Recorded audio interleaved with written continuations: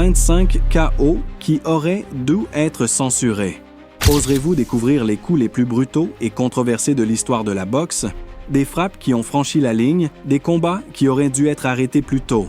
Préparez-vous à revivre des moments choquants qui ont laissé tout le monde sans voix. Êtes-vous prêt à découvrir lesquels? Interdits aux âmes sensibles. 25. Tommy Morrison vs Dave Jaco. Tommy commence le round en analysant les mouvements de son adversaire, puis place un crochet gauche qui démolit littéralement Jaco. Et je dois affronter un droitier. Voilà le crochet du gauche. Jaco tombe, sûrement pour de bon. Quel coup énorme! And I have to face a right-hander. There's the left hand. Jaco's down and probably out. What a huge shot. 24. Thomas Hearns vs Roberto Duran. Duran a eu du mal face à la vitesse incroyable de Hearns qui le dominait totalement dans le ring. Après avoir encaissé plusieurs coups à la tête, Duran finit par s'effondrer suite à un direct fulgurant en pleine mâchoire. Il est chancelant, Tim. Il essaie de se couvrir. Un autre coup droit solide de Hearns, puis une combinaison. Duran décolle littéralement du sol. Il ne combat plus que par instinct. Un gros direct, c'est fini, c'est terminé. Le combat est arrêté. Has not hung on at all. Now, finally, he grabs Hearns. He's wobbly, Jim. His legs are still wobbly. He's trying to cover up.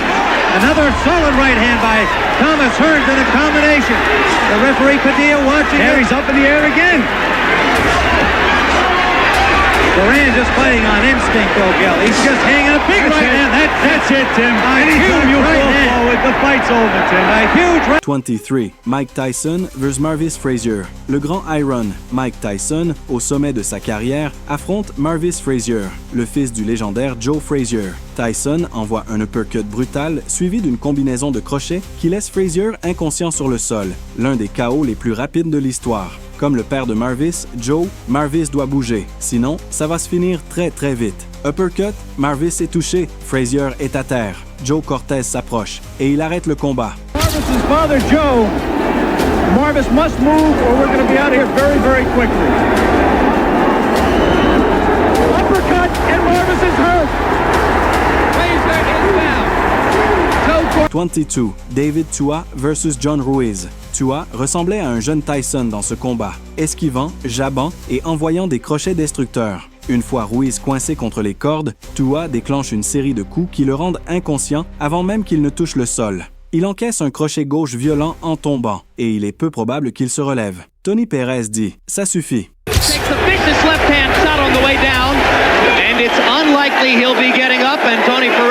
21. Roy Jones Jr. vs Glenn Kelly, février 2002. L'un des meilleurs de son époque, Roy Jones Jr. offre un vrai spectacle face à Glenn Kelly. À un moment incroyable, il place ses deux bras derrière son dos et envoie un crochet gauche éclair qui envoie Kelly au tapis. Je dis toujours que peu importe le talent qu'on a, un jour vient où le talent seul ne suffit plus, à cause du style de l'adversaire ou autre chose. Ils l'ont appris samedi dernier. Encore une fois, troisième knockdown du combat.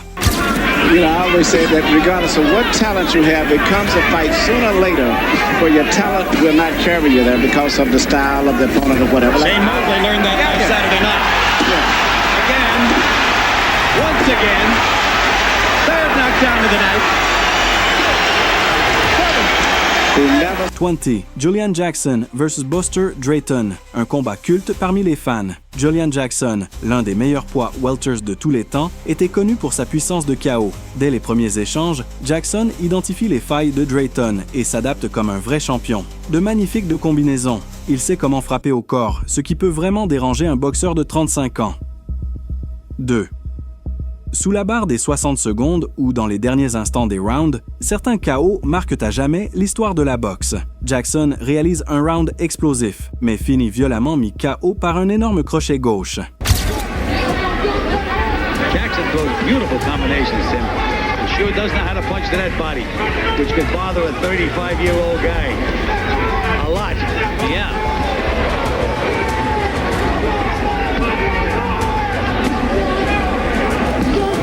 To the 30-second mark we go.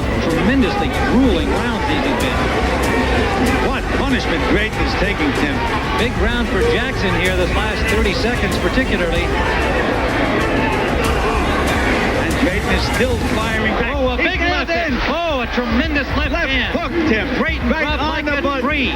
Ken Norton, pourtant légende ayant battu Ali, est lentement mis KO par Jerry Cooney en seulement 54 secondes, subissant une punition sans riposte. Norton's corner. And another left hand scores, and again, the legs of Norton wobble. Norton is hurt in his own corner. Cooney trying to measure him. Misses two uppercuts, but scores with combinations of left hand going straight up. Norton is about to drop. Norton is on his knees and finally slumps to the corner. He is not going to get up from this. The fight is over in 54 seconds. Sugar Ray Leonard choque le monde face à Davey Green, l'envoyant au sol d'un direct du droit foudroyant au 4e round, après une combinaison brutale. Minutes in round 4.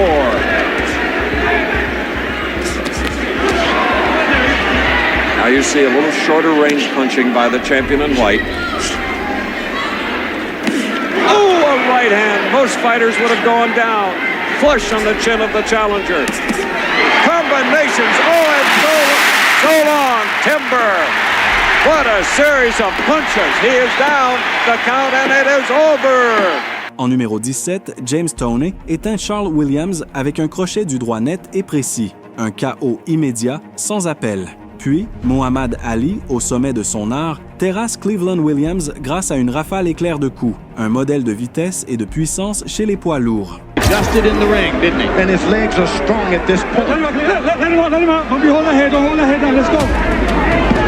Chris Williams got nothing to be ashamed of. This guy is a smart fighter.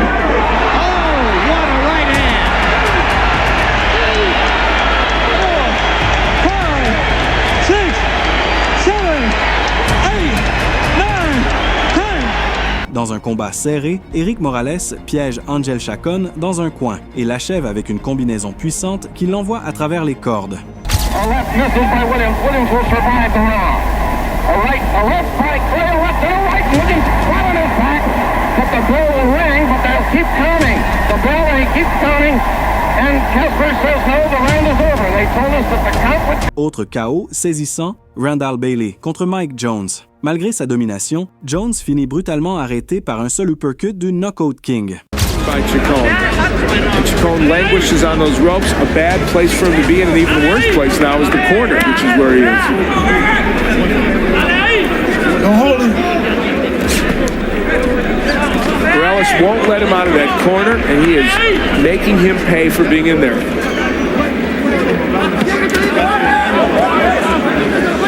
Eric Morales is a punishing puncher. And look at him work both the body and the head. Good counter punching there by Chacon, but boy, he's going to need to get out of that corner. Big left hand, and down goes Chacon right in front. En 1990, George Foreman affronte Jerry Cooney et le met 2 fois au tapis. Le second knockdown est fatal. Foreman le démolit sans pitié. And he is out, Brian. He is not going to come up from that. Oh, my gosh. Tony Wayne says the count. He wiggles around. Jones is trying to get No, he is that's out. it.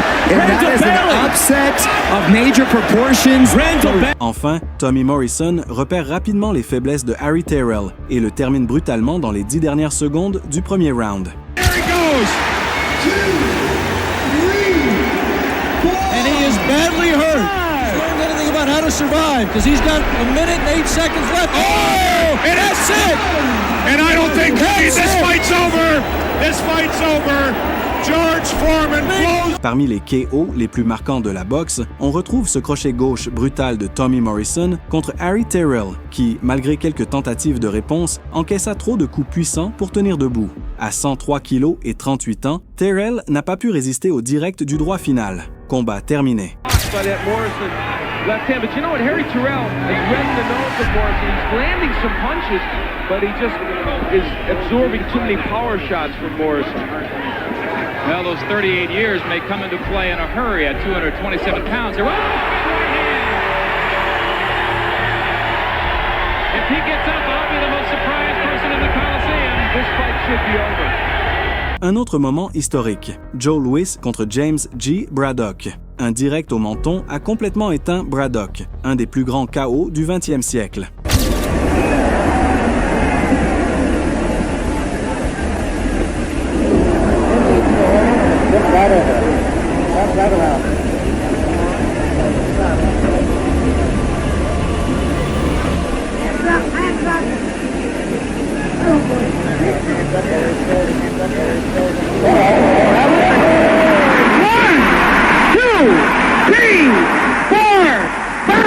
Mike Tyson, toujours aussi explosif, a envoyé Michael Johnson au tapis dès le premier round avec un coup au foie. Johnson s'est relevé, mais c'était peine perdue. Encore un crochet gauche destructeur avec 10 kilos d'avantage, qui a mis fin brutalement à un combat. Un dernier direct à la tête, et c'était terminé. I'm glad you pointed it out because down he goes, the left hook. Just buried him, dug him in the ribs. I think it was and Michael Johnson went goodbye. That left hook just caught him and sent him right to the canvas. 23-pound weight advantage, and he put it all there. The right to the head, and it's all over. Goodbye. I hope he's not hurt because that was... En 9e position, Muhammad Ali a impressionné non pas par sa puissance, mais par sa vitesse. 12 coups en 2,8 secondes contre Brian London, avant un KO rapide.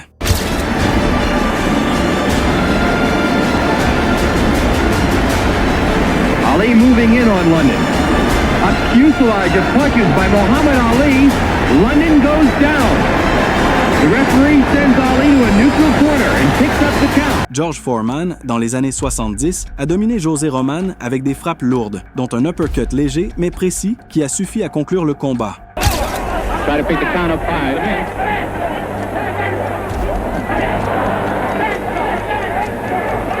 The right uppercut did the job.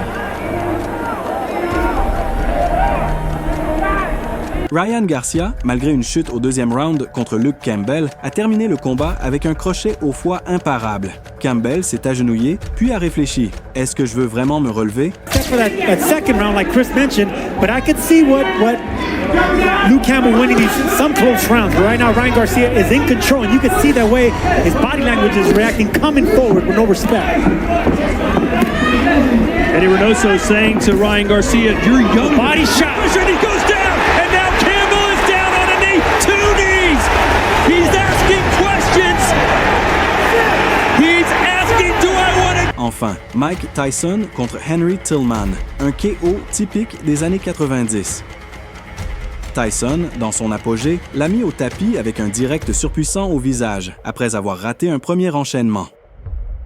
Ce coup-là n'a été qu'un léger frôlement. T-Man essaie maintenant de se battre contre Mike Tyson, mais il devrait bouger beaucoup plus qu'il ne le fait. Il se laisse piéger par Tyson dans le coin.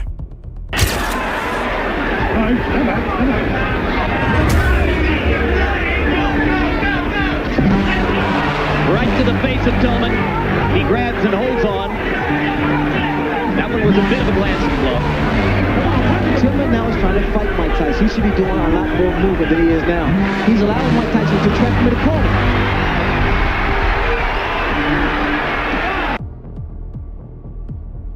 Trois numéro 5 de notre classement.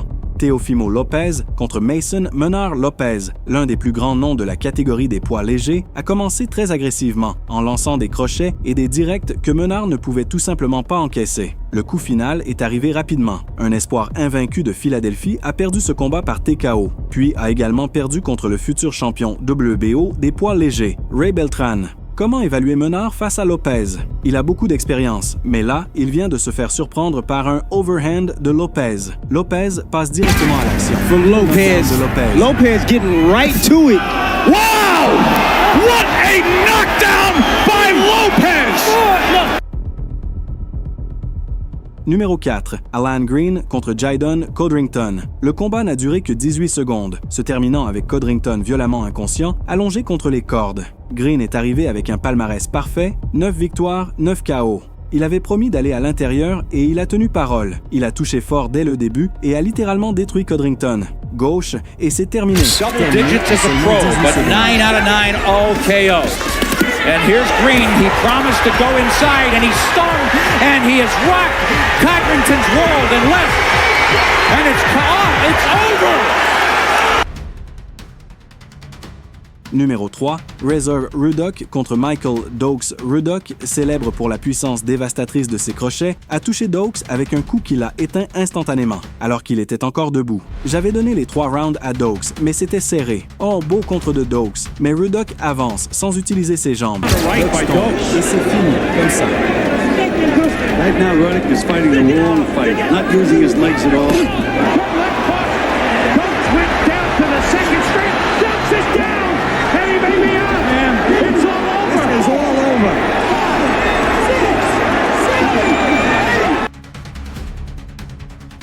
Numéro 2, George Foreman contre Ron Lyle, un combat à l'issue tragique. Foreman, comme toujours, envoyait des coups lourds à la tête. Lyle, incapable de se défendre correctement, n'a pas eu droit à un arrêt de l'arbitre. Il a subi un KO lent et douloureux. Quel combat incroyable! Aucun des deux ne défend, ils échangent coup pour coup. Lyle attend un peu trop longtemps. Les deux sont complètement ouverts. Et Lyle tombe.